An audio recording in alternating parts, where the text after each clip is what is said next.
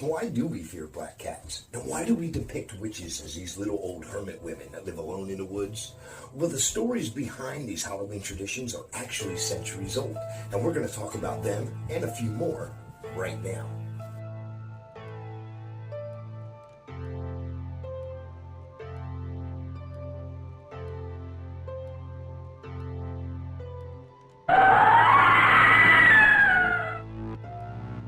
Black cats have gotten a bad rap for a long time. In fact, in the Middle Ages, people associated the black cat with the devil.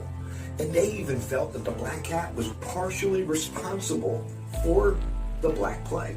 Of course, there was a connection between cats and witches. People felt that the witches would use black cats as their companions or their familiars. Familiars are spirit-shaped animals that help the witches with magic. By the time of the witch trials here in America, accusers thought that witches could literally turn into cats, particularly black ones. And there was also an old Scottish folklore that told of a tale of a cat named Sith, a black cat that could steal the dead man's soul away before God got a chance to get it.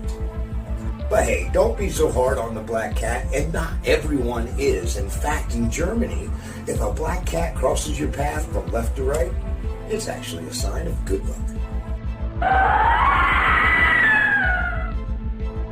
Bats. The legend behind this Halloween symbol actually goes all the way back to the Celts. You see, they would build large bonfires for ceremonies. They'd dance around it, sacrifice animals.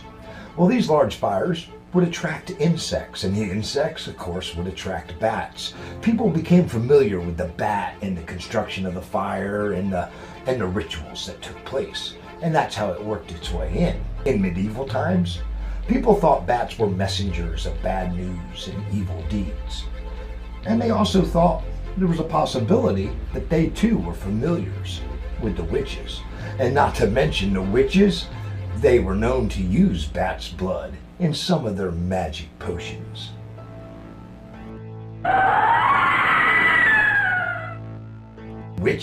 Witches really get a bad rap, in my opinion.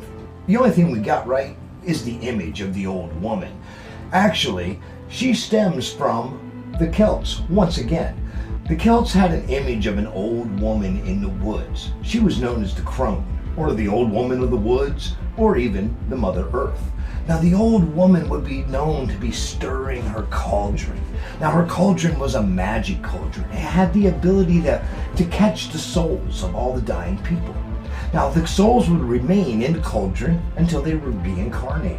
The reason she would stir the cauldron was to allow new souls to come in and old souls to get out.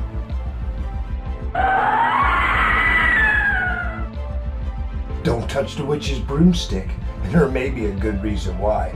According to legend, witches would use different types of herbs and things in their potions that would give them psychedelic effects. They like to use different types of hallucinogenics. It would give more power to their magic. And I'd say it probably did.